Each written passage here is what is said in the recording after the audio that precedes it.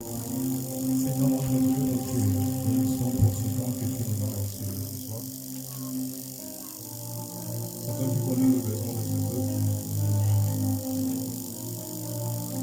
C'est toi qui as suscité ce moment que nous te présentons au roi.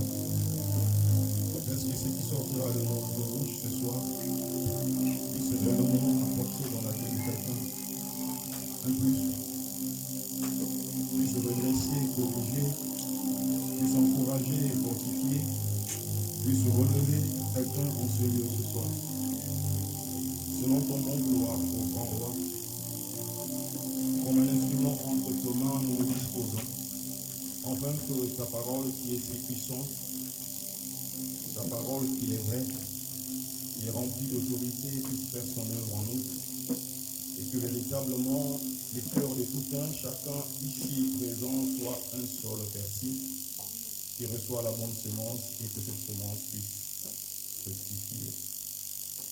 La disponibilité de chaque cœur en ce lieu ce soir. Je me lève contre tout ce qui voudrait s'opposer à cela, contre tout raisonnement et toute pensée humaine, contre tout ce que l'ennemi a projeté contre ce moment. Je m'oppose à cela dans le nom de Jésus et je soumets toute chose à l'autorité de Jésus maintenant.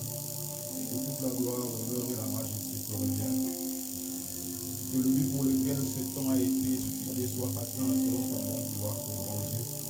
Merci encore pour la disponibilité, merci pour la confiance que tu as établie dans les cœurs de ceux-là qui dirigent ce lieu pour nous faire appel, ainsi que ton nom soit glorifié par l'unité.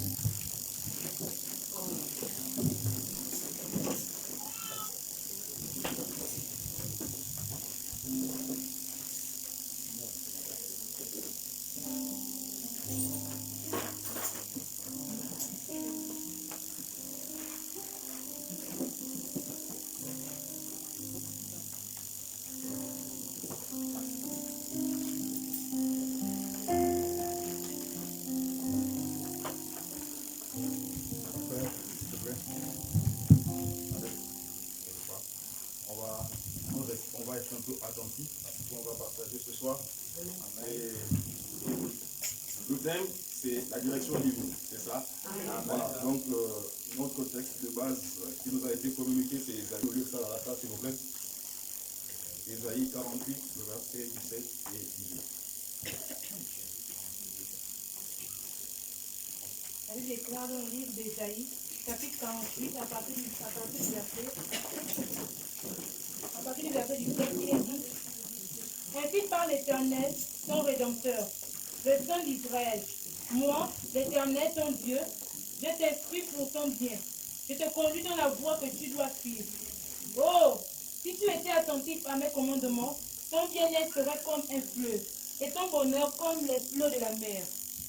Ta postérité serait comme le sable, et les fruits de tes entrailles comme les grains de sable. Ton nom ne serait point effacé, anéanti devant moi. Merci. On peut s'asseoir, que Dieu soit béni. Voilà, donc le thème, la direction divine. Et quand nous regardons dans ce passage, notamment le verset 18, nous voyons ce que Dieu dit. Il dit, si vous étiez attentifs à mes voix, si vous faites ce que je vous ai demandé, voilà ce qui vous arrivera. Et du coup, on voit que de ce passage, ça révèle quelque chose. Ça révèle que le problème n'est pas Dieu, le problème c'est nous. En fait, du coup, ça révèle que lorsque ça ne va pas dans nos vies, on n'a pas à accuser Dieu, on a à revoir notre vie. C'est ce que ça révèle. Donc Dieu ne peut pas manquer à ses devoirs, c'est sûr, sinon il ne serait pas Dieu. Donc il ne manque pas à ses devoirs, il ne manque pas à ses exigences, il ne manque pas à ses obligations. Et dans Hébreu même, il dit, il est impossible que Dieu manque. Vous voyez, impossible. C'est-à-dire que ça ne peut pas arriver. Dans tous les cas, ça ne peut jamais arriver que Dieu te promette un truc et qu'il ne le fasse pas. Mais le problème, vous savez, le problème, et c'est là où on doit toujours mettre l'accent, le problème c'est nous. Et le problème, quand je dis c'est nous, nous avons un gros problème dans la réception de ce que Dieu nous donne. Imaginez, Dieu est la source, et une source intarissable. Dieu n'est pas chiche, il a tout, vous voyez. Du coup, quand Dieu me donne ce que je veux, il n'y aura pas manque au ciel. Il n'y aura pas carence, il n'y aura jamais, puisqu'il est autosuffisant et tout lui appartient. Alors Dieu dispose pour chacun de nous, avant que nous ne naissions, tout ce qui nous est nécessaire. Bien avant que nous ne naissions, la Bible le dit, hein, avant la fondation même du monde, Dieu a déjà tout disposé, tout ce qu'il faut pour chacun de nous, excepté personne, même pour les païens. Il a disposé tout ce qui est nécessaire pour nos vies, et c'est là, c'est pas loin, c'est là, c'est disponible. Maintenant, le problème se trouve dans notre capacité à recevoir ce que Dieu nous donne. Vous voyez, c'est un peu comme une source qui donne de l'énergie. Là, on a l'énergie, la SCG nous en donne. Supposons que la SCG soit fidèle, même si ces derniers temps, elle ne l'est plus. Mais supposons qu'elle soit fidèle, elle émet toujours de l'énergie. Et ici, nous, on n'a pas le courant. Si on n'a pas le courant, que le problème soit au niveau du compteur, les unités manquent, ou soit s'il y a les unités, il y a un fusible qui a sauté, en tout cas, il y a un problème. C'est-à-dire, le problème ne sera pas l'émetteur, mais c'est le récepteur. Et le problème de l'Église, c'est le récepteur. Nous avons du mal à recevoir ce qui nous est donné. Parce que Dieu dit, je vous donne des directives ou des directions à suivre, des orientations à suivre. Ce ne sont pas des alternatives. Ce n'est pas du genre, si tu veux, tu suis, si tu veux pas. Non, c'est ce qu'il faut suivre. Maintenant, si tu ne suis pas, voilà ce qui va arriver. Et si tu suis, voilà aussi ce qui va arriver. C'est un peu comme déjà programmé avant la fondation du monde. Dieu a fait des gens, il a dit, je créais le soleil, la lune, je créais tout, j'ai tout disposé. Les personnes qui marcheront de cette façon-là, voilà ce qui va leur arriver. Ceux qui marcheront de l'autre façon, voilà aussi ce qui va leur arriver. Et chacun de nous est libre maintenant de dire, bon, je suis la direction que Dieu a tracée, ou je ne la suis pas. Alors si, au bout du compte, on récolte des déboires, on ne récolte pas de bonnes choses, souvent on a tendance à accuser Dieu, à nous décourager, à arrêter de prier, à arrêter d'aller à l'église, à commencer à dire des choses, ou à accuser les autres, à accuser la grand-mère, accuser le grand-père, accuser les sorciers. En fait, on s'arrange toujours à trouver un bouc émissaire sauf nous-mêmes. Vous savez, le gros problème dans la vie, si tu ne sais pas te remettre en question, tu ne changeras pas. Si chacun de nous sait déjà comprendre le centre, c'est que je dois me remettre en question. Si ça ne fonctionne pas, c'est que j'ai un problème au moins.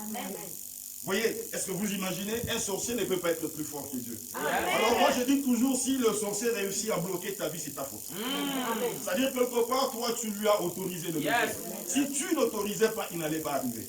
Alors pour qu'il ne le fasse plus, je dois revoir ma vie, me dire, est-ce que je marche selon les directions divines? Est-ce que je marche avec Dieu? Est-ce que je suis en harmonie avec lui? Est-ce qu'on est en entente? Alors ce soir, je voudrais partager avec vous cette parole. Vous voyez, je regardais en moi-même, je me suis posé certaines questions. Quel est vraiment l'obstacle dans nos vies qui nous empêche de recevoir ce que Dieu nous a donné? Qu'est-ce qui nous empêche d'entrer dans l'accomplissement des promesses de Dieu dans nos vies? Je me suis posé cette question à la lumière des Écritures. Alors, ça ne sera pas une réponse absolue pour dire qu'il n'y a que ça comme problème. Mais c'est déjà quelque chose, ce que je vais partager. Si au moins tu peux déjà commencer par ça, corriger ça, la suite suivra. Parce que je suis sûr que chacun de nous est différent, chacun de nous a des problèmes différents, chacun de nous est unique. Et du coup, il y a forcément certaines choses qui seront aussi uniques pour toi. Mais ici, quand nous partageons d'une manière globale. Ce qui peut concerner tout le monde, afin que chacun de nous regarde et se dise, peut-être que c'est à ce niveau mon problème, je dois corriger. Ouais, tu es venu en ces séminaires, tu es venu, tu es ça qui partir de ce lieu sans que tu prennes certaines résolutions concernant ta manière de vivre. Il faut vraiment que tu prennes certaines résolutions concernant ton comportement, tes habitudes, ta façon de vivre. Vous savez, c'est de là comment je fais certaines prières. Et j'ai dit si ça est dans l'église. Je dis aux gens, écoutez, nous allons prier. Nous allons dire que tout ce qui se trouve en moi et qui m'empêche de recevoir ce que Dieu m'a donné, je renonce à cela. En fait, je me dis, tout ce qui se trouve dans mes habitudes, dans mon comportement, dans ma façon de faire, dans ma façon de ne pas faire, dans ma façon de penser, dans ma façon de ne pas penser, dans ma façon d'agir ou de ne pas agir, et qui m'empêche d'entrer en possession de ce que Dieu a disposé pour moi, je renonce à cela. Je refuse cela. Alors, je me dispose afin que le Saint-Esprit me le révèle, afin que je me change. Parce que je sais le problème sur moi. Il faut que je change, mes résultats changeront. C'est aussi simple que ça. Tu changes, tes résultats changeront. Et c'est la vérité. Hein? Et c'est la vérité. Moi, j'ai vu, bon, peut-être pas vraiment voir, mais Tu peux voir une sœur prier pour le mariage, mais elle est impolie. Elle prie pour que Dieu lui donne un mari, mais elle est très impolie avec les autres. Comment tu veux te marier en étant impoli? Tu vois, tu pries pour une chose et tu fais le contraire de la chose. Et généralement, c'est comme ça. Généralement, c'est comme ça. Là, c'est juste un exemple pour le mariage, mais pour la vie, c'est comme ça. D'une manière générale, tu ne peux pas demander une chose à Dieu et tu ne suis pas les directives de Dieu. C'est-à-dire, on prie pour une chose. Et du coup, nous agissons un peu comme si Dieu était un ganga. Hein? Vous voyez, chez le ganga, si tu pars, tu lui dis, bon, ganga, moi, je veux la promotion. Le ganga ne va pas te dire, travaille correctement, arrive au travail comme il faut, fais correctement ton travail. Non, tout ce qu'il va te dire, amène-moi la photo de ton patron, amène-moi ceci, il fait ces choses, il fait ces choses. Peu importe que tu ailles en retard, la promotion doit arriver. Peu importe que tu fasses. Mais avec Dieu, ça ne marche pas. Amen. Avec Dieu, ça marche. Si avec Dieu, tu dis, Seigneur, je veux la promotion, Seigneur, je veux évoluer, le Seigneur va te montrer, regarde comment on se comporte avec son patron. Tu dois être ponctuel au travail. Tu dois travailler correctement. Et tu critiques pas le patron. Et on ne critique pas le patron. Ne va pas critiquer le patron avec tes collègues. Sinon, à la liste des gens qu'on va licencier, ton nom sera le plus. Donc, tu imagines, Dieu, lui, il va te dire ce qu'il faut faire afin que tu aies une promotion propre. Amen. Vous voyez, non? Ta promotion sera propre. Tout le monde verra qu'il mérite cette promotion. Amen. Mais la promotion qui vient chez les Nganga, vraiment, les gens se posent la question, mais qu'est-ce que ce type a fait? Comment c'est lui qu'on donne ces postes-là, alors que même la compétence, il n'a pas? Et souvent, le malheur s'ensuit. Parce que c'est que, vous voyez, vous connaissez. Donc du coup, vous voyez, avec Dieu, ces directives ne sont pas là pour nous nuire. Ces directives, c'est du genre, c'est le chemin qui nous conduit à notre bonheur. C'est le chemin qui nous conduit à notre destinée. C'est le chemin qui nous conduit à notre succès. Suivre les directives de Dieu, c'est la meilleure des choses à faire sur la terre. Parce que c'est par là que se trouve tout ce que tu lui demandes dans la prière. À un moment donné, il faut peut-être arrêter de trop jeûner pour avoir les choses. De commencer à marcher dans l'obéissance. Amen. De commencer à marcher dans l'obéissance. Vous voyez, le tout, ce n'est pas de passer le temps à crier, à hurler, comme si Dieu devenait sourd. Des fois, quand je regarde notre manière de supplier Dieu pour avoir les choses, je me dis, Dieu doit avoir un cœur dur. N'est-ce pas? Parce que moi, j'ai des enfants, vous savez. Je parle encore avec mes enfants aujourd'hui, je leur ai dit, je travaille, c'est pour vous que je travaille. Tout ce que je gagne, c'est pour vous. C'est pour mes enfants. Je ne peux pas avoir quelque chose et ne pas donner à mes enfants quand ils sont dans les besoins. Maintenant, moi, la Bible dit, je suis méchant comme je suis. Je ne suis pas bon, je ne suis pas comme Dieu. Mon cœur réagit comme ça. Mais comment Dieu, qui lui nous aime plus, Matthieu chapitre 7, vous savez ce que Jésus a dit. Il dit, si méchant comme vous êtes, vous savez donner des bonnes choses à vos enfants. À combien plus forte raison moi? Bien aimé, ce qui nous empêche de recevoir, ce n'est pas parce que Dieu refuse de nous donner, mais c'est parce que nous ne savons pas recevoir. Yes. Amen. C'est parce que nous ne savons pas recevoir. Dieu ne peut pas attendre que tu jeûnes jusqu'à maigrir, à devenir vilaine pour pouvoir te donner quelque chose. Non, tu ne peux pas attendre ça. Ça n'a même pas de sens. C'est simplement dire qu'il ne nous aime même pas. Écoutez, et du coup là, je ne suis pas en train de critiquer les gens qui jeûnent, moi je jeûne. Non, je ne suis pas en train de dire ne jeûnez plus. Oh, c'est pas ce que je dis. Hein. Ah non, il faut jeûner. Mais je suis en train de dire qu'au-delà de toutes ces pratiques religieuses, ce qui compte le plus dans ta vie, c'est comment tu vis. Amen. Comment tu vis dans la société. Comment tu vis avec tes parents, tes soeurs. Comment tu vis avec tes frères. Comment tu vis dans ton lieu de travail. C'est ça le plus important dans le christianisme. C'est ça la différence dans le christianisme. Vous savez, c'est ce qui fait la force du christianisme. Le christianisme transforme l'homme. C'est différent de toutes les autres religions où on impose aux gens de cogner la tête à la direction de la Mecque, de faire ce qu'on veut, et puis après on vit comme des démons. Non, nous ne devons pas vivre comme des démons. Nous devons vivre comme ceux qui reflètent le Christ. On nous regarde, on dit waouh, toi tu pries dans quelle église? Vous savez, c'est pas compliqué. C'est pas compliqué. On marche avec Dieu et on commence à attirer les choses. Les choses, on ne court pas derrière les choses. On les attire. On les attire. On ne court pas derrière l'argent. On ne court pas derrière le mariage. On ne court pas derrière le travail. On attire ces choses. Comment on les fait? En marchant sur le voie du Seigneur. En écoutant, en se disant, c'est pour mon propre bien que je dois le faire. Oui, dit, c'est pour mon propre bien que je dois marcher comme ça. C'est pas pour plaire au pasteur, c'est pas pour plaire à quelqu'un, c'est pour mon propre bien. Si je marche sur le voie de Dieu, c'est ma vie qui sera élevée. Ça commencera à attirer les choses qu'il me faut. Vous savez, Dieu peut vraiment susciter quelqu'un de très loin, pour dire pense à ma vie. Pense à mon serviteur, pense à ma servante. On n'a pas des fois besoin de quémander, de chercher, de se casser la tête. Le plus important, soigne ta relation avec le Seigneur. Marche avec lui. Vous voyez, c'est ça la force du christianisme. Voilà pourquoi il dit la direction divine, c'est-à-dire suivre les orientations des dieux. Et l'obstacle que moi je voudrais partager avec nous ce soir, je l'appelle, la Bible l'appelle comme ça, la chair. La chair est l'obstacle terrible entre nous et Dieu. Alors là, c'est sérieux. La chair est un obstacle terrible entre nous et Dieu. Et vous savez quoi? Beaucoup de chrétiens ne savent même pas lorsqu'on parle de la chair, c'est quoi? C'est quelque chose qui reste un peu abstrait à l'esprit du chrétien, pourtant c'est fondamental et l'essentiel. Regardons un peu dans Luc chapitre 14.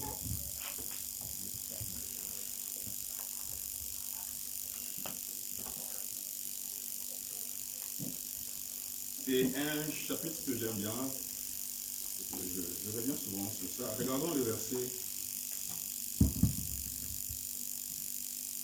À partir du verset 25 au verset 27.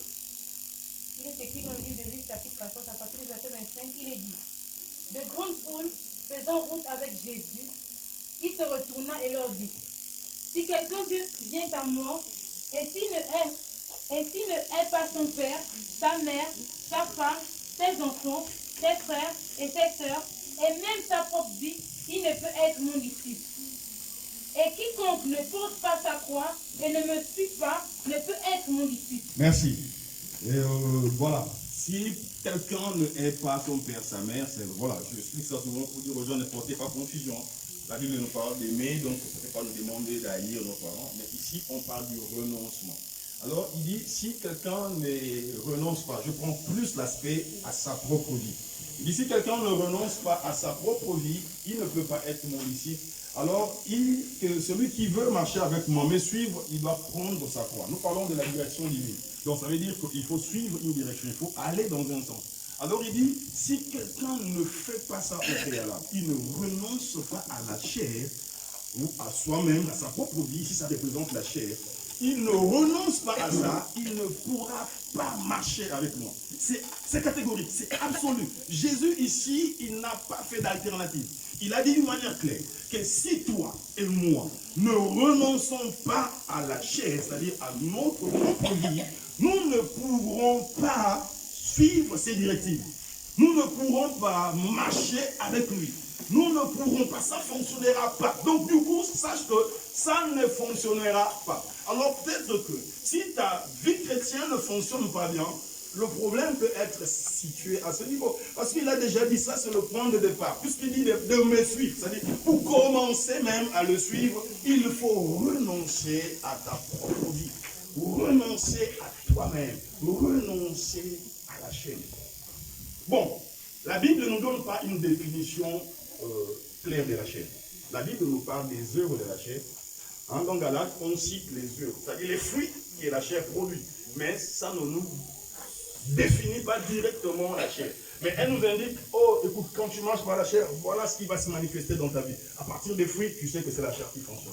Mais en réalité, on peut voir la chair, c'est... La chair, c'est déjà tout ce qui me met moi en avant. J'explique. La chair, c'est... Je fonctionne dans la chair quand je me mets en avant. Ou bien je fais des choses dans le but que ça soit moi. Dans le but qu'on me voie. Vous savez, je peux prêcher Dieu, mais dans la chair.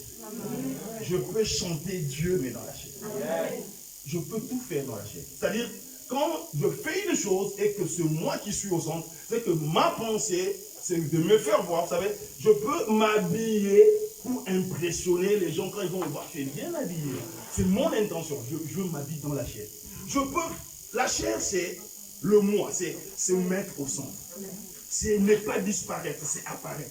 Mais il y a une chose terrible, terrible sur la chair. Je vous dis deux choses sur la chair. Première chose, la chair ne meurt pas. Amen. Et deuxième chose, la chair ne s'améliore pas. C'est terrible. Non seulement elle ne meurt pas, elle ne s'améliore pas. Ta chair va rester pourrie, quel que soit le nombre d'années dans la foi. Quel que soit le nombre de temps que tu prieras, quel que soit le nombre de fois que tu vas lire toute la Bible, ta chair ne va pas s'améliorer d'un iota pour autant, et ta chair ne va pas mourir pour autant. Elle reste pourrie. Comment nous le savons? Romains chapitre 7 nous en parle. Là, c'est l'apôtre Paul qui nous parle de la chair dans Romains chapitre 7. Un peu plus bas. Hein? Quand vous regarderez, vous verrez. La chair ne meurt pas et la chair ne s'améliore pas. Alors, la seule chose qu'on fait avec la chair, c'est de la crucifier. Yes! Maintenant, le problème, c'est là. C'est de la crucifier. Pourquoi il faut la crucifier? Parce qu'elle est l'obstacle qui t'empêche de recevoir ce que Dieu a fait pour toi. Comme c'est elle qui m'empêche de recevoir, il faut que je la crucifie afin que je reçoive. Viens avec moi ce soir, je crucifierai ma chair ce soir. Viens avec moi au nom de Jésus. Je me résous à crucifier la chair. À crucifier ma chair ce soir. Amen. Il ne faut pas partir de ce séminaire sans crucifier ta chair. Si tu crucifies ta chair, tu vas recevoir ce que Dieu a fait pour toi. Amen. Qui veut recevoir de Dieu ce soir? C'est formidable. Nous voulons tous recevoir de Dieu. Alors la chose à faire, c'est de crucifier cet ennemi, c'est notre ennemi. Elle est pourrie. Quand je dis elle est pourrie, la chair n'est fait rien de bon. En fait, c'est vrai. Vous voyez, il y a des accomplissements que les gens font. Mais la chair, la Bible nous montre que quand on fonctionne par la chair, c'est là où on se retrouve esclave des soucis. Vous voyez, quand tu es là inquiet, la tête tourne, tu te poses des questions, vous savez, ça vient d'où? Ça vient de ta chair. Ça veut dire que tu fonctionnais dans la chair. Parce que quelqu'un qui fonctionne dans l'esprit, waouh, les fruits de l'esprit, c'est la joie, l'assurance, la foi, la paix.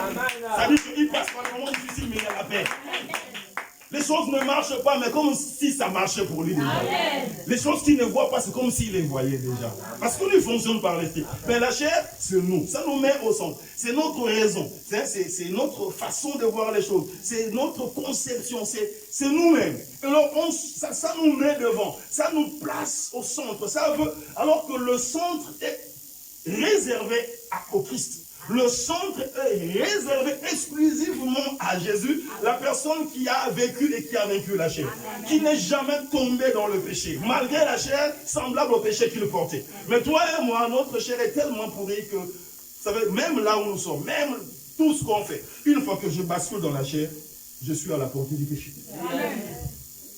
C'est pourquoi des fois vous dites, oh, comment le monsieur là, vraiment, il prêchait la parole de Dieu, c'est un homme de Dieu, comment il est tombé? Il a basculé dans la chair. Nous sommes un peu comme Superman, voyez non? Superman, il peut être en même temps humain, en même temps Superman. Donc, il entre dans la cabine téléphonique, il tourne, le slip vient sur son pantalon, il devient Superman. Vous voyez? Donc, là, il peut taper tout le monde, il peut s'envoler, là, il fonctionne par l'esprit. Et quand il redevient humain, les gens peuvent le taper. Il n'est plus fort, mais c'est pourtant la même personne. C'est ça la chair. Quand tu bascules dans la chair, tu deviens vulnérable. Les sorciers peuvent te manger. Les sorciers peuvent te faire du mal.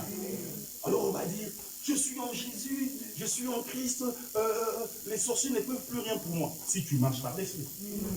Ah, si tu marches par l'esprit. Tu es chrétien, oui. Tu pars à l'église, oui. Mais si tu vis dans la chair, même les malédictions familiales continuent à te persécuter. Alors les choses se disent, mais moi je suis à l'église depuis des années, j'ai brisé, j'ai anéanti, j'ai avalé, j'ai écrasé, j'ai versé le feu, mais comment encore, je n'arrive pas à voir ceci, je vois toujours les mêmes choses continuer à me poursuivre quand je rêve, je dors, je rêve. Bien aimé, quand tu marches dans la chair, tu restes exposé à toutes ces malédictions familiales. C'est pourquoi la Bible dit dans le livre de Galates que si tu marches par la chair, tu mourras. Et dans le livre des Galates, il s'adresse aux chrétiens, il ne s'adresse pas aux païens. Hein? Dans le livre des Galates, c'est pour les chrétiens. Donc quand il leur dit que si vous marchez dans la chair, ça veut dire que le chrétien a la possibilité de marcher dans la chair. Et c'est la majorité de cas, malheureusement. Alors ce soir, que chacun de nous revoie ça, dans le sens qu'aujourd'hui, je dois comprendre que si je suis au centre, si je fais des choses pour qu'on me voie, si je fais des choses pour que ça soit moi qui soit honoré, si je fais des choses pour que ça soit moi qui est acclamé, si je fais des choses pour que ça soit moi qu'on regarde, si je fais des choses pour que ça soit moi qu'on reconnaît, si je fais des choses pour que ça soit moi d'une manière ou d'une autre, la simple des choses à faire ce soir, c'est quoi? C'est de commencer à renoncer à la chair. Amen. Ça veut dire quoi? Désormais, ma vie doit être centrée sur Christ. Ça veut dire quoi? Regardez, tout ce que je fais, je dois me poser la question, est-ce que c'est pour l'intérêt de Dieu? Amen. Est-ce que ça glorifie Dieu? Amen. Seigneur, je n'ai pas de force de faire toujours des choses pour que tu sois glorifié. Alors laisse que ton Esprit Saint m'en donne de la force. Je renonce à faire des choses pour que ça soit moi qu'on applaudit. Je renonce à faire des choses pour que ça soit moi qui soit vu. Je renonce à faire des choses pour que ça soit moi qui soit acclamé. Je veux faire des choses en me posant la question, est-ce que Dieu est honoré au travers de ce que je fais? Est-ce que les gens voient Dieu au travers de ce que je fais? Est-ce que lorsque je parle de cette manière, le nom de mon Dieu sera reconnu comme Dieu? Lorsque les gens me voient vivre, est-ce que Dieu est honoré par ma façon de vivre? C'est ça le plus important. C'est pas le plus important. Rien d'autre ne compte que ça d'abord. Puisque si de cette manière-là, les gens peuvent vous voir honorer mon Dieu. Voilà pourquoi Jésus dit, je glorifie et je fais honorer ton nom dans ce monde. Et il dit, c'est par là que le monde saura que vous êtes mes disciples. Le monde ne saura pas que tu es son disciple parce que tu soulèves une grosse Bible. Le monde ne saura pas que tu es son disciple parce que tu portes de gros titres. Le monde saura que tu es son disciple parce que tu vis comme lui il a vécu. Amen. Comme lui il a vécu, comme lui il a parlé, comme lui il a fait, comme lui il s'est comporté, comme lui il a aimé, comme lui il s'est humilié. Le monde saura que nous sommes ses disciples au travers de ça. Mais vous savez ça, pour que j'y arrive, il faut que je renonce à moi-même. C'est-à-dire du coup, je renonce à mes intérêts personnels qui obstruent ou bien qui empêchent les intérêts de Dieu. Tout ce qui est en moi et je sais que ça va déranger l'intérêt de Dieu, je renonce à cela. Amen. Amen. Amen. Tout ce que je fais et qui est susceptible de mettre en mal les intérêts de Dieu, je renonce. L'apôtre Paul nous parle de ça dans 1 Corinthiens 8. J'aime bien ça. Dans 1 Corinthiens 8, il dit ceci. Je crois que c'est ça, c'est 1 Corinthiens 8. En tout cas, ce que je vais dire, si ce n'est pas là-bas, ça doit être Romain 8. Je crois que c'est 1 Corinthiens 8. Il dit, je peux manger la viande, n'est-ce pas? Il dit, je peux manger la viande. Ce n'est pas un problème. Mais aussi en mangeant la viande, ça va faire chuter un frère qui est faible de la foi, alors je renoncerai à manger à la viande. Manger la viande, ce n'est pas un péché, n'est-ce pas? Il dit, ce n'est pas un péché de manger cette viande. Mais si en la mangeant, ça va faire chuter un frère dans la foi qui est faible. C'est le frère qui est faible, hein? C'est lui qui n'est pas mature. Mais ça va le faire chuter. À cause de l'amour que j'ai pour lui, et à cause de l'œuvre que Jésus a accomplie pour lui, je renonce à mon droit de manger à la viande pour ne pas perdre ce frère. Yes, c'est ça mourir en soi-même. C'est ça crucifier la chair. Je renonce à mes intérêts. Parce que ça va mettre en mal les intérêts de Jésus. Alors en ce moment, c'est le Christ qui est au centre. En ce moment, c'est la gloire qui lui revient. En ce moment, moi, je disparais. Et lorsque c'est le Christ qui vit en moi et c'est plus moi qui vis, en ce moment-là, qu'est-ce que Dieu peut refuser à Jésus? Qu'est-ce que je ne peux pas faire? L'apôtre Paul va dire, je puis tout par celui qui me fortifie. Et Galates chapitre 2, verset 20 dit, c'est plus moi qui vis, mais c'est le Christ qui vit en moi. Il dit, c'est plus moi qui vis. Rappelez-vous, Luc 14, le Seigneur dit, je renonce à ma propre vie. Renoncez à votre propre vie. Donc c'est plus moi qui vis. Ça veut dire, ce n'est plus mes intérêts au centre, ce n'est plus mes voix qui comptent, ce n'est plus m'applaudir qui compte, ce n'est plus me considérer qui compte. Si Jésus est considéré, même si moi je suis insulté, mais si mon Jésus est considéré, c'est le plus important. C'est le plus important. Même si moi je suis rejeté, mais si l'évangile est écouté en ce lieu-là, c'est le plus important. La Bible dit, si un est mort pour nous, nous tous nous devons mourir pour lui. Pour marcher dans la direction de Dieu. Regardez, si je ne crucifie pas la chair, il est impossible de marcher dans la direction de Dieu. C'est impossible. C'est impossible. Écoutez, lui, il va me dire, il faut aimer ton ennemi. Moi, je regarde et dis, mon Dieu, mon ennemi, aimer. Non, retour à l'envoyeur.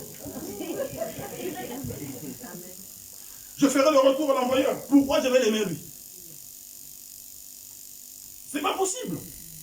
Quelqu'un qui te gifle, tu donnes l'autre jour. C'est vrai que c'est pas littéralement donner l'autre jour, mais c'est une manière de dire laisse tomber, accepte. Amen. Amen. Amen. On t'a humilié, laisse tomber, accepte. Ta soeur à la maison a pris ta robe, ne l'insulte pas. C'est la robe là que j'avais prévue pour les séminaires. Toi, tu as porté, aujourd'hui tu vas me voir. C'est pas parce que je pars à l'église que tu vas marcher sur moi. Et à la fin, tu dis, je t'invite au séminaire.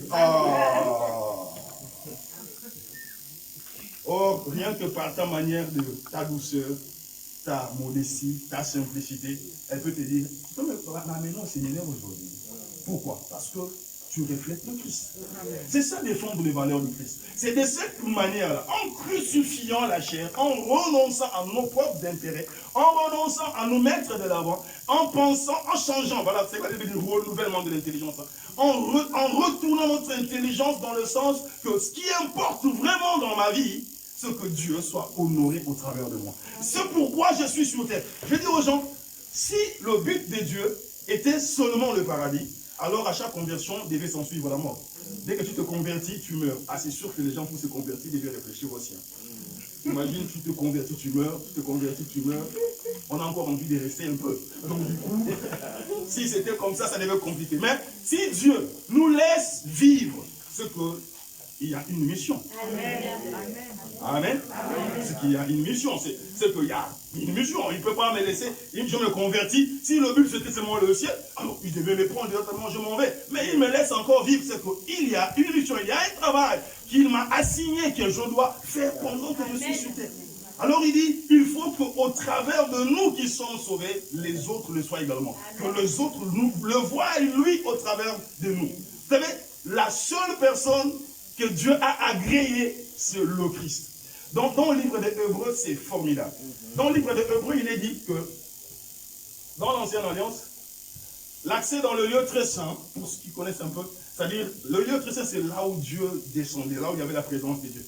L'accès là où il y avait la présence de Dieu était réservé seul au souverain sacrificateur, et c'était une seule fois par an qu'il avait le droit. Et même quand il allait, on attachait une corde à son pied, et sauf que s'il ne sort pas, on les tire.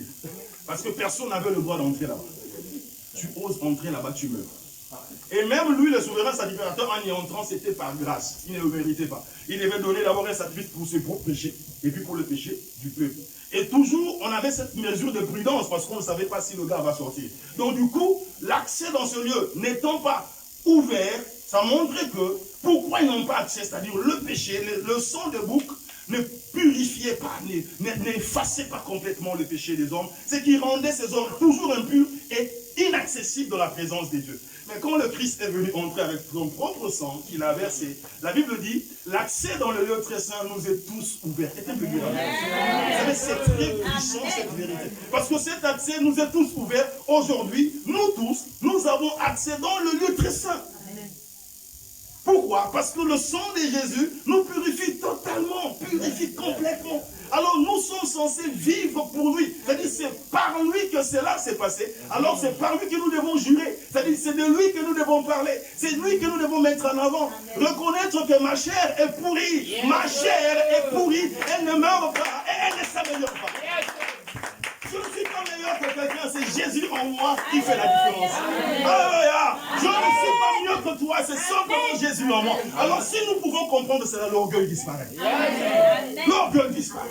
Nous sommes tous pareils. Nous sommes tous au service du même maître. Seulement, il nous a appelés, il peut donner à telle ou telle responsabilité. Alors que telle responsabilité, c'est tout simplement ça. Mais tous, nous sommes frères.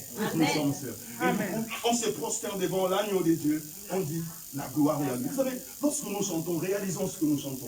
Réalisons ces paroles. Il y a vraiment des chants, c'est vrai qu'il y a des chants inutiles, qui ne disent pas grand-chose. Mais il y a des chants, vraiment, tu écoutes, tu dis, la personne qui a composé était à une certaine dimension. Alléluia. Parce que lui, il a compris. Il a compris que c'est plus nous. Vous savez, Jésus, nous l'adulons, nous l'acclamons, nous nous prosternons, ce n'est pas par fantaisie. C'est-à-dire, nous reconnaissons l'état de notre être. Nous reconnaissons que nous nous méritons. Je ne mérite rien de Dieu. Des fois, tu t'énerves au Seigneur depuis là, tu penses que tu mérites. Si on entre sur le champ de mérite bien aimé, tu as zéro sur 20. Oui, j'ai dit 0. Pourquoi je dis 0? Parce que dans la loi, il est prévu ceci. S'il y a 10 commandements, tu as obéi à 9 et demi. Tu as manqué et demi. Tu es coupable pour tous les 9. C'est comme ça la loi. Tu ne voleras pas, tu ne tricheras pas, tu ne feras pas ceci, tu ne forniqueras pas, tu ne forniques pas, d'accord. Tu ne triches pas, d'accord. Tu ne mens pas, d'accord. Tu as insulté, oui. Tu es coupable de quelqu'un qui a volé. Tu es coupable comme quelqu'un qui a forniqué. Donc quand tu manques à une, tu es coupable sur tout le reste. Écrit dans le livre des Galates. C'est comme ça que la loi fonctionne. Mais dans la foi en Jésus, c'est par la grâce. La grâce, ça veut dire quoi? La grâce, des fois, nous ne comprenons pas bien la grâce. La grâce, c'est la mise à disposition. C'est un peu comme un buffet. Tu arrives à un mariage, il y a une table. La table est là, le buffet est là, il y a à manger. Il te faut te lever, prendre ton assiette, aller te servir. Tu ne restes pas là, la nourriture ne va pas. À moins que ça soit un système où les serveuses viennent vous emmener la nourriture. Mais généralement, il faut que tu t'élèves, que tu ailles prendre la nourriture. Donc la grâce, c'est le buffet. C'est-à-dire Dieu a tout disposé, tout ce que tu as besoin, tout ce que tu veux manger, c'est là, disponible. Et la foi, c'est le fait de t'élever et d'aller te servir. Amen. Donc vous voyez, la grâce dispose, mais sans la foi, on ne peut pas. Amen. Donc les deux fonctionnent ensemble. Et vous savez, s'il n'y a pas de grâce, la foi n'a pas de place aussi. Amen. Et s'il y a la grâce, s'il n'y a pas de foi, la grâce ne sert pas à grand-chose. Elle est là, tu es là, disponible. Et c'est même ça le problème. Tu vois, dans nos vies, nous avons du mal à recevoir. Est-ce que la grâce de Dieu n'est pas là? Si, la grâce est là, la grâce est là, les choses sont disponibles. Tu vois, tu es là, tu peines à obtenir ou bien à entrer dans ceci ou à prendre possession de ce qui te revient. Ce n'est pas parce que la grâce n'est pas disponible. Non, la grâce est là, elle est disponible. Mais c'est toi qui manques les capacités d'aller simplement prendre ce qui t'appartient. Et ce soir, je suis venu te dire que l'une des choses, je ne dis pas que c'est la seule, mais l'une des choses qui t'empêche de prendre la chose, c'est la chair. Moi, à un moment donné, je me suis dit, j'ai comme l'impression que la chair est mon pire ennemi plus que le diable même. Parce que si je résous le problème de la chair, le diable ne peut plus l'imposer. Nous sommes d'accord? Si je résous le problème de la chair, même le diable va me fuir. Parce que quand il va venir, il va voir le Christ en moi, il ne me verra plus moi. Mais quand le diable vient, il me voit moi. Il sait que dans me bastonner, je n'ai pas de chance avec lui dans un combat. Mais lorsqu'il voit mon Jésus, waouh, il se rappelle de ce qui s'est passé à Golgotha. Ah, il a eu une bastille que jamais il a eu avant. Il ne voudrait plus avoir ça une autre fois. Vous voyez, il y a des bagarres, on t'a tellement tapé que tu as compris. Et c'est la même chose avec le diable. Donc du coup, pour que l'ennemi me fuit, il faut que je disparaisse et que Jésus apparaisse. C'est pourquoi nous chantons Jésus prend ta place. Voilà, Jésus, il prend sa place. Sa place, c'est le centre de ma vie. C'est le centre de ce que je suis. Il prend sa place et quand je disparais, c'est Jésus qui apparaît. Bien aimé, les choses ne seront plus compliquées. Je vous assure, ce n'est pas que la vie deviendra Eldorado, que tout marchera sur des roulettes, mais ce qui sera formidable, que tu traverseras le feu, mais les flammes ne t'embraseront pas. Tu traverseras le fleuve, mais les eaux ne te submergeront pas. Tu traverseras le moment difficile, le Seigneur sera là pour combattre. Voilà ce qui sera différent. Voilà ce qui sera la force. Voilà ce qui te permettra d'accéder. Parce qu'en ce moment-là, tu marcheras sur le sentier de l'Éternel. Parce que la chair qui te faisait obstacle, qui te disait non, ne fais pas, qui te disait non, ça ne marche pas, qui te disait non, peut-être que la Bible ne dit pas ça, et qui te donne même par la force, va plus avoir la place. Parce que tu sais, tout ce qui compte en moi, c'est ce que Dieu soit honoré au travers de moi. Alors, chaque jour, bon, ça dépend. Mais moi, c'est chaque jour que je fais. J'ai compris, je me suis dit, renoncer à la chair, ce n'est pas une affaire de faire ça et de dire, moi j'ai déjà renoncé à la chair, c'est fini. Non, la Bible dit, il porte sa croix chaque quoi? C'est chaque jour. C'est quelque chose de quotidien. Parce que bien aimé, on n'est pas à l'abri de la chair. Personne n'est à l'abri de la chair. Personne. Je vous dis, même après un jeûne à sec de 40 jours, tu n'es pas à l'abri de la chair. Tu n'es pas à l'abri. C'est-à-dire, c'est permanent. Je dis, c'est immortel. Elle ne meurt pas et ça ne s'améliore pas. Alors du coup, je renonce à moi-même d'une manière récurrente, d'une manière permanente. Et je me rappelle de ça. En fait, quand je renonce à moi-même, c'est une façon pour moi de prendre conscience de la valeur de Jésus dans ma vie. Beaucoup de chrétiens n'ont pas encore cette conscience de la valeur du Christ. C'est-à-dire, aujourd'hui, on est arrivé à un christianisme où la valeur de Jésus est diluée. C'est-à-dire qu'on ne réalise pas la valeur du Christ. C'est-à-dire que c'est comme si on pouvait mettre un peu Jésus de côté et puis fonctionner. Non, non. Tu mets Jésus de côté, tout s'effondre. Rien ne tient plus. Le christianisme disparaît. Tout perd de sens. Tout est centré sur lui. C'est grâce à son œuvre et rien d'autre. C'est Jésus. Alors c'est Jésus. Alors c'est Jésus. Alors c'est Jésus. Oui, c'est Jésus. Nous chantons Jésus, nous prions Jésus, nous prions Jésus, nous adorons Jésus, nous parlons Jésus. Nous ne parlons pas de nous-mêmes. L'apôtre Paul dit, nous ne sommes pas venus vous parler de nous-mêmes.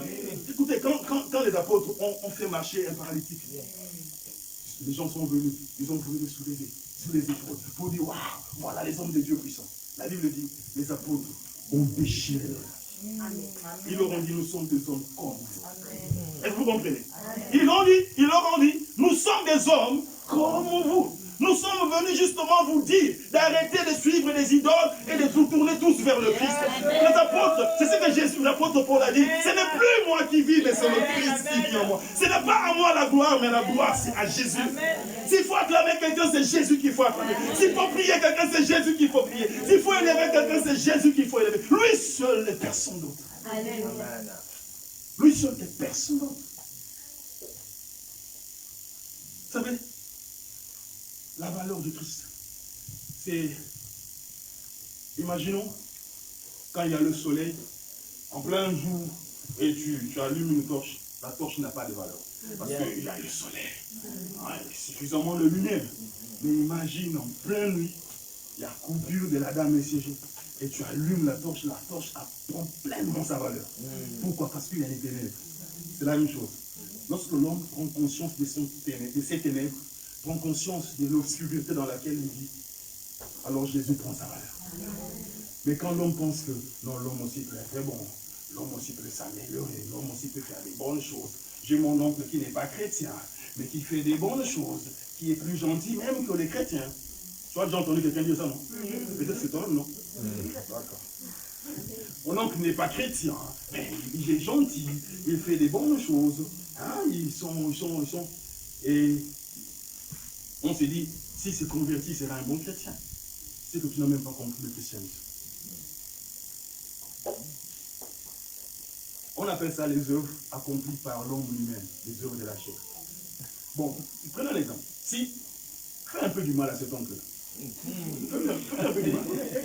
Et il revient dire, tonton, donne-moi. Si tu ne gifles pas à la limite, il va te dire qu'il n'a pas, n'est-ce pas? Le bien que nous faisons par le Christ ne dépend pas de ce que la personne est. Dépend de ce que nous avons reçu comme instruction. Je te fais du bien non pas parce que toi tu me feras du bien parce que tu es gentil. Je me fais du bien parce que Dieu me demande de te faire. Même si tu m'insultes, moi j'ai l'obligation de continuer à te faire du bien. Est-ce que vous entendez ce matin? Est-ce qu'on peut dire amen à ça?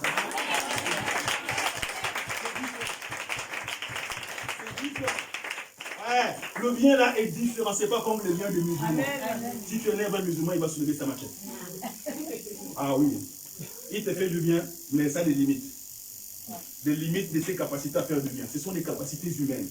Mais nous ne sommes plus appelés à nous limiter aux capacités humaines. Nous transcendons les capacités humaines parce que nous sommes capables, par le Christ, de faire du bien à nos ennemis. Amen. Amen.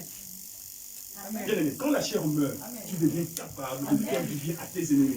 Et tu ne fais pas semblant. Tu ne fais pas semblant. Toi-même, tu ne comprends même pas pourquoi tu le fais. Toi-même, tu ne te contrôles pas, mais tu es gentil, tu pardonnes, tu fais du bien. Les gens vont te dire, mais tu commences à devenir aussi maboule. Hein? C'est pas parce que tu pars à l'église que tu vas lui faire toujours du bien. C'est un sorcier, il va prendre ton argent, il va aller te bloquer. Bloquer qui? Bloquer Jésus. Donc Jésus, on peut le bloquer. Si moi je te fais du bien, et tu prends mon argent, tu pars féticher, pour que le mal m'arrive, là où tu pars féticher, là, même elle le féticheur, et toi, et ton féticheur, et toi, même le féticheur va te dire, toi tu es venu me chercher des problèmes. Amen. Le nom que tu m'amènes là, c'est le nom de qui? Amen. Amen. Amen. Amen. Amen. Mais vous savez, c'est Jésus. Dis avec moi Jésus. Amen. Donc ce soir, j'ai envie d'élever Jésus. Quelqu'un peut dire avec moi Jésus. Jésus. Jésus. Oui, c'est lui. Parce qu'en ce moment-là, c'est le Christ qui vit. Je vis Je ne le fais pas parce que j'en ai envie. Je le fais parce que le Christ, je décidais de marcher et de dépendre de lui. Je décidais de renoncer. Alors c'est pourquoi je t'invite ce soir à habituer ton être à renoncer à toi-même. À renoncer à tout ce qui te met en avant. Vous savez, ça ne sera pas facile. Hein. Il y aura tout, tu es déjà habitué à une façon de fonctionner, à faire des choses, et que ça te met toujours devant, les pensées là sont là. Nous tous, nous avons ce combat-là. Personne n'est exclu. Même si j'étais en toge avec une grosse croix, ça ne change rien. Amen. Amen. Ça ne change rien. Nous avons tous le même combat. Le combat de la chair. Yes. Alors, lorsque nous sommes face à cette réalité, nous nous prosternons, nous disant, oh Seigneur, je prie, je renonce, je renonce. Donne-moi par l'Esprit la capacité de marcher comme toi. Parce que si vous marchez par l'Esprit, vous n'accomplirez plus les désirs de la chair. Et lorsque vous n'accomplirez plus les désirs de la chair, regarde les fruits, regarde les résultats qui vont commencer à arriver. Bien aimé, ça sera différent. Ça sera différent. Regardez, simplement, si tu changes, parce que présentement, hein, c'est une réalité peut-être que nous n'aimons pas toujours entendre, mais les résultats que tu as dans ta vie présentement, ce sont vraiment tes résultats. C'est vraiment tes résultats. C'est un peu comme, c'est vraiment, la nature ne ment pas. Ce sont vraiment tes résultats. Alors ces résultats-là ne te plaisent pas. Tu n'es pas content de ne pas être marié, tu n'es pas content de ne pas avoir un travail, tu n'es pas content de ceci, tu n'es pas content. C'est vrai, tu n'es pas content, d'accord. La seule chose à faire, c'est que tu changes toi-même. Une fois que tu vas changer, je t'assure que ces résultats-là, les résultats sont toujours proportionnels à ce que nous sommes. Tes résultats vont devenir ce que tu es, ou ce que tu deviendras. Ça sera comme ça, c'est comme ça que les gens changent. Maintenant, malheureusement, qu'est-ce qui se passe aujourd'hui dans l'église? Les chrétiens veulent prendre des raccourcis. Ils veulent aller que le prophète verse de l'huile sur sa tête, que le prophète impose les mains, que le prophète déclare pour lui des choses, que le prophète dise des choses, que le prophète voie. Je ne suis pas contre toutes ces choses. Je ne suis pas contre toutes ces choses. Vous connaissez combien de personnes ont vraiment des résultats pérennes avec ces pratiques? Combien de personnes? Maintenant, prenons l'exemple. L'enfant prodigue. Le père lui donne tout ce qu'il voulait, n'est-ce pas? Le père lui donne. Cet enfant reçoit la richesse, mais cet enfant n'était pas prêt à gérer les richesses. Qu'est-ce qui arrive après? Il dilapide. Imagine, tu pries, on t'impose la main, je déclare, et tu sors là, tu trouves un mari. Et à la maison, ça devient le ring avec le mari. C'est bagarre, injure, une politesse. Tu lui montres toutes les couleurs que toi, on ne te fait pas ça. Moi, je ne suis pas ce genre de femme-là. Moi, on ne te fait pas ça. Demain, c'est divorce. C'est la faute de qui? C'est toi-même. Ou soit demain, tu vois. Parce que vous savez, je ne prends pas la part des hommes parce que je suis un homme. Hein, mais vraiment, nous les hommes, quand il n'y a pas la paix dans la maison, on n'a pas envie de rentrer. Ah oui. Quand à la maison, il n'y a pas la paix, on cherche des excuses pour rester dehors. Et là, quand on voit le téléphone sonne, c'est elle qui appelle. On fait comme si on n'a pas vu la paix. Parce qu'elle en fait, elle m'appelle là, c'est parce qu'elle veut qu'on aille se chamailler.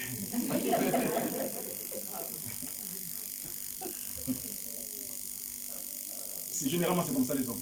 Les hommes, quand je dis à la fin, aux sœurs que la Bible ne ment pas, la Bible dit, vous savez, la première chose, hein, je dis ça comme ça, la première chose qu'un homme attend de sa femme, c'est le respect. Les femmes, la première chose qu'un homme attend de sa femme, c'est le respect. Nous, on n'attend pas que notre femme nous amène de l'argent. On n'attend pas que notre femme soit la plus belle, mais on attend que notre femme nous respecte. Maintenant, une femme qui n'a pas travaillé le respect en lui, parce qu'on est dans l'émancipation, égalité entre hommes et femmes. Écoutez, c'est diabolique, hein? Il n'y a pas d'égalité entre l'homme et la femme. L'homme est le chef de la femme. Ah, je suis content, il y a des bonnes femmes. Il n'y a pas d'égalité entre hommes et femmes. Ne suivez pas le monde, ni les choses qui sont dans ce monde.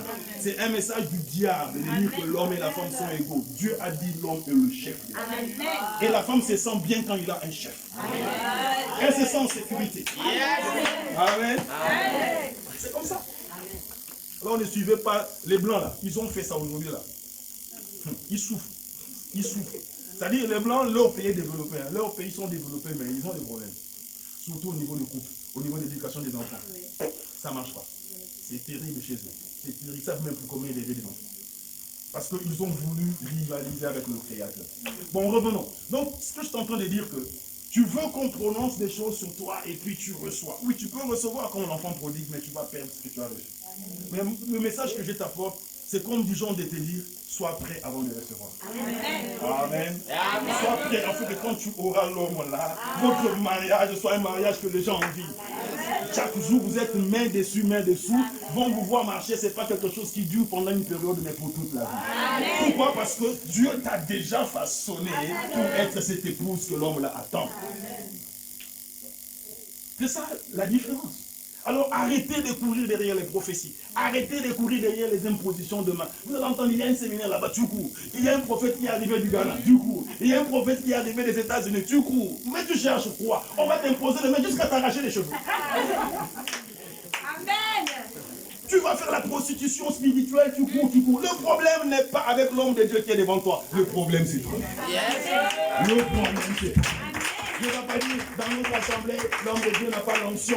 J'attends celui-là, il a l'onction, il va déclarer des choses sur moi et ces choses-là vont arriver. Donc tu peux vivre comme un démon et on déclare et puis ça arrive. Là, c'est plus Dieu ça. On ne donne pas des choses simples aux chiens. Amen. Alors, qu'est-ce que le Seigneur nous interpelle? Je renonce à ma vie. En fait, c'est dit d'une manière, c'est comme si je fais de la place. Imagine, tu amènes un bidon d'eau à la station et tu veux qu'on te mette le gasoil. On te dit, mais vide d'abord le bidon. Vide le bidon. Vide le bidon. Quand tu auras vidé le bidon, on te mettra de l'essence. Tu veux recevoir, vide-toi. C'est ça la Bible. C'est ce qu'on dit renoncer. Quand je renonce à moi-même, c'est une façon de me vider. Et je fais de la place pour que Dieu mette ce qui vient de lui. Fais de la place au Seigneur. J'aime la chanson qui dit porte tes mains devant le linteau, afin que le roi des gloires fasse son nom. Je lève mon linteau, c'est-à-dire je donne accès. Je dis Seigneur, détruis en moi tout ce qui te glorifie. Amen. Moi, je vous dis mes prières. Hein. Je prie comme ça. Je dis Seigneur, détruis en moi tout ce qui ne te glorifie pas. Que ça me plaise, que ça me déplaise, détruis-le. Seigneur, moi je te donne l'autorisation de faire cela en moi. Détruis. Seigneur, si j'arrive pas à recevoir telle chose, c'est qu'il y a quelque chose en moi qui m'empêche de le recevoir. Alors je renonce à cela. Parce que moi je suis convaincu qu'il n'y a aucun sorcier, il n'y a aucun gaga, aucune puissance de ce monde qui peut empêcher quelque chose que Dieu a destiné de m'arriver si ce n'est moi-même. Non, je suis convaincu de ça. Alors voilà pourquoi je dis, je travaille sur moi-même, je me présente devant le trône. La Bible dit, la parole de Dieu est un miroir. Vous voyez, le miroir que tu regardes, que les femmes passent souvent le temps devant, c'est le miroir du corps. Mais il y a aussi le miroir de l'âme. C'est la parole. Alors je me mire devant la parole, j'accepte le Christ. Je dis, Seigneur, détruis ce qui fait la chair en moi. Que je comprenne davantage ce quoi la chair. Et je renonce à cela. Et je renonce à cela. Et je renonce à cela. Plus je renonce, plus je me dispose, plus je trouve de l'énergie, plus je trouve de la force, parce que la vie a besoin de la force et de l'énergie. Tu as besoin de la force et de l'énergie pour affronter les courants de la vie. Tu as besoin de la force et de l'énergie, mais tu trouveras ça où? Tu trouveras ça dans sa présence, tu trouveras ça en lui. En renonçant à toi-même et en acceptant ce que lui il est pour toi. Bien aimé dans la foi, saisissez cette vérité. Amen. Travaillez sur vous-même. Renoncez à vous-même. Vivez avec l'esprit de se dire, c'est Jésus qui mérite la gloire. Amen. Jésus qui doit être vu par moi. Les gens vont dire, ah, tu es humble. Oui, c'est l'humilité. Mais moi, je me dis, moi, à la limite, je dis que c'est même pas vraiment de l'humilité, c'est de la vérité. Je dis, c'est ce qui est vrai. J'ai pris conscience de la chair, de ce que je suis par nature. J'ai pris conscience, vous savez, moi, j'ai grandi dans, bon, je ne suis pas une famille chrétienne, mais ma maman nous a amenés à l'église, j'étais tout petit. Mon père, lui, il n'est pas, je ne sais pas si je dois dire ça au passé, mais mon père n'était pas totalement dans les choses de Dieu, mais c'est ma mère. Et un jour, je me suis posé la question, moi, je me suis converti quand? Je ne me rappelais pas, je sais seulement que j'ai été baptisé, j'avais encore 12 ans, je suis dans le jour des baptêmes, j'ai commencé à suivre les choses de Dieu depuis très petit. Mais à un moment, je me suis posé la question, je me suis même dit, est-ce que j'ai eu besoin de me convertir? C'est jusqu'au jour où Dieu m'a ouvert les yeux sur la chair. Quand Dieu m'a montré ma chair, il m'a montré ce que je suis par ma nature. J'ai dit, waouh, j'étais aussi pourri que les prostituées. Amen. J'étais aussi pourri que les drogués. Amen. Amen. J'étais pourri comme eux. Aux yeux de Dieu, j'étais pourri comme eux. Amen. Je n'ai pas fréquenté les boîtes de nuit. Hein. J'ai fait d'autres bêtises. Hein. Mais bon, ça, je n'ai pas fait les boîtes de nuit, les femmes. Je n'ai pas fait des trucs comme ça. Mais le jour que le Seigneur m'a ouvert les yeux sur mon état, l'état de la chair, j'ai pris conscience que je n'étais pas mieux que les drogués. J'ai pris conscience que je n'étais pas mieux que les prostituées. J'étais aussi pourri comme eux, j'étais aussi condamné comme eux. C'est grâce à Jésus que j'ai été sauvé. C'est grâce à Jésus que j'ai été été pardonné. C'est grâce à Jésus que j'ai pu relever. Alors j'ai pris conscience à ça. Et je me suis prosterné devant Dieu. J'ai dit, tu es mon Seigneur et tu es mon Dieu. Alléluia. Jésus va être glorifié dans ça. Glorifie Jésus dans tout travail. Je ne te demande pas de soulever ta Bible tout le temps devant le patron. Tu risques de l'énerver. Mais je te demande de manifester le Christ. Que ton patron voie en toi le respect, la ponctualité, l'honnêteté, soit correcte dans ta façon de travailler. Que ton mari voie à toi une épouse qui change. Je dis toujours aux femmes qui viennent, qui ont des maris païens. Nous, à l'église, notre mission, ce n'est pas de vous séparer. Tu viens, quand tu es chrétien, tu dis, l'homme là n'est pas ton homme. Il n'est pas son homme, pourquoi? C'est toi qui vas lui donner un autre homme. Non, ce n'est pas question de dire que ce n'est pas son homme. Moi, je suis par contre convaincu que si toi qui es là, tu es modelé par le Christ, l'homme qui est à la maison va te demander, ah, l'église là, vraiment, ça fait un travail sur toi. Il peut même te suivre un jour. Moi, je soupçonne toutes les femmes qui viennent à l'église depuis des années et le mari ne les suit pas. Elles sont suspectes. Amen. Depuis les années, toi tu viens à l'église. Ton mari là ne te suit pas à l'église. C'est qu'il y a un problème à l'église. Donc c'est que tu ne reflètes pas le Christ. Il y a des sœurs qui respectent plus le pasteur que son mari. Qui vous a dit ça? Papa, homme de Dieu, papa. Mais à la maison, il n'est pas son mari. Qui vous a dit que vous devez respecter le pasteur plus que votre mari? Hein? Donc toi, le respect là, c'est seulement pour l'homme de Dieu. Et ton mari, c'est l'impolitesse à la maison. Qui vous a dit que vous devez respecter le pasteur plus que ton mari? Vous devez les respecter tous les deux. Tous les deux. Ton mari, c'est ton chef. Yes. Abraham, la Bible dit, Sarah appelle Abraham qui? Mon Seigneur. Mon Seigneur. Amen. Ouais.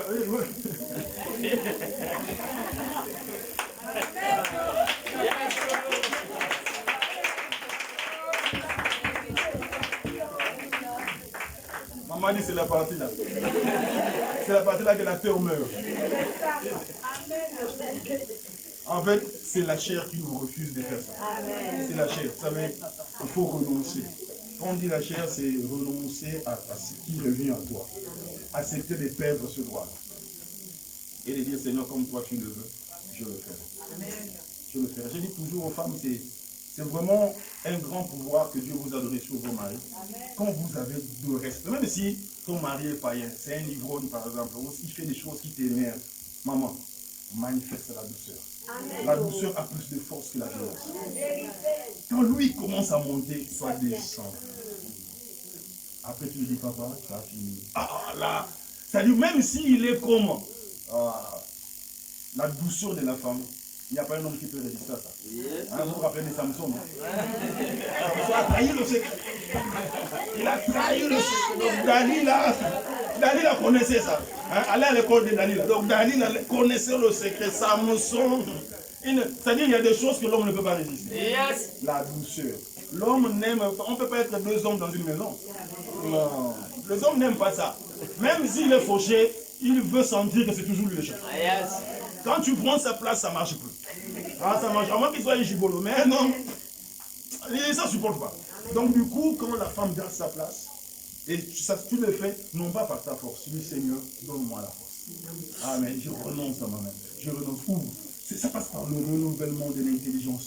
C'est-à-dire qu'on dit renouveler l'intelligence, c'est le changement de la façon de voir les choses. Et bien aimé, si vous le faites, et vous persévérez dans cet élan de faire les choses, vous écoutez également tous les autres messages que les hommes de Dieu vont vous apporter. Et vous ajoutez à cela, vous faites ça, ce travail sur vous-même. Je vous assure que la prochaine fois quand on pourra se voir, il y aura des gens qui auront des témoignages. Amen. Alors que Dieu bénisse.